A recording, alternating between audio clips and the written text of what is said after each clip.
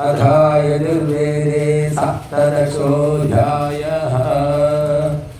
ॐ अस्मन्नोर्जं पर्वते शिश्रियाणामध्य ओषधिभ्यो वनस्पतिभ्यो अधिसंभृतं पयः तां नैषमोजं धत्तमरुता संव्रराणा अश्मस्ते क्षुन्मयीत ऊर्ज्ञं विश्मस्तं तेषु पृच्छतु स्वाहा।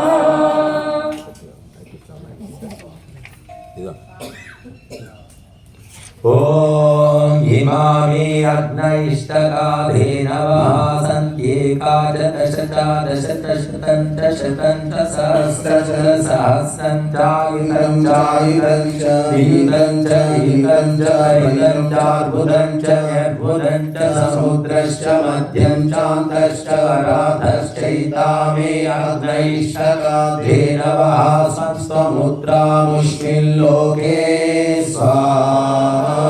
ॐ ऋतवैस्था वृथा ऋतुष्ठाः स्थारुता वृधः घृतश्च्युतो मधुश्च्युतो विराजो नाम कामधुगा क्षीयमाणाः। ॐ समुद्रस्यातावकयाग्ने परिव्ययामसि पावको अस्मभ्यं शिवो भव। ॐ हिमस्य त्वा जरायुणाग्ने परिव्ययामसि पावको अस्मभ्यं शिवो भव स्वाहा। ॐ उपज्मन्नुपावेतसि वतरानधीष्वा अग्ने प्रीतमपायसि मण्डूकीताभिरागहि सेवं नो यज्ञं पावकवर्णं शिवं कृधि स्वाहा। अपामिदं ययनं समुद्रस्य निवेशनम् अन्यास्ते अस्मत्तपन्तु हेतयः पावको अस्मभ्यं शिवो भव। ॐ अग्ने पावकशोचिषा मन्द्रया देवजिह्वया आदेवान् वक्षि यक्षि च स्वाहा। ॐ सनापावकदीदिवोऽग्ने देवानिहावः उपयज्ञं हविष्यनः स्वाहा। ॐ पावकयायश्चितयन्त्या कृपाक्षामन्दुरु च उषसो न भानुना तूर्णयामन्नेतशस्य नुरननायो घृणेन तत्तृषाणो अजरः। ॐ नमस्ते हरसे शोचिषे नमस्ते अस्त्वर्चिषे अन्यास्ते अस्मत्तपन्तु हेतयः पावको अस्मभ्यं शिवो भव। ॐ वृषदे वेणक्षुषदे वेण्वरिषदे वेण्वस्थदे वेण्वस्मिदेवे स्वाहा।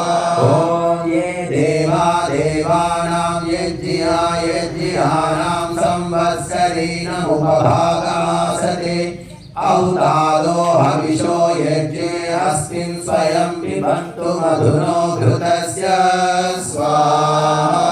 ॐ ये देवा देवैश्वरी देवत्वमायन्ये ब्रह्मणा पुरयेतारो अस्य येभ्यो न हृदे धाम किञ्चन विरते दिवो न पृथिव्या अधिस्नुषु स्वाहा। ॐ प्राणदा भानदा व्यानदा वज्रोदा परिमोदाः अन्यास्ते अस्मत्तपन्तु हेतयः पावको अस्मभ्यं शिवो भव। ॐ अग्निस्तिग्मेन ज्योतिषायासद्विश्वं यत्रिणम् अग्निर्नो वनते रयिम्। ॐ या इमा विश्वा भुवनानि जुह्वदृशिर्होतान्यसीदत्पितानः स आशिषा द्रविणमिच्छमानः प्रथमच्छतवरा आविवेश। ॐ किंसिदवि आसीदधिष्ठानमारम्भणं कथमत्सित्कधासि यतो भूमिं जनयन् विश्वकर्मा विद्यामौनोर्महिला विश्वचक्षाः। ॐ ॐ विश्वतश्चक्षुरुत विश्वतो मुखो विश्वतो आवृत विश्वतस्पा सम्बाहुभ्यां धमति सम्पतस्त्रैभ्या वा भूमि जनयन् देव एकः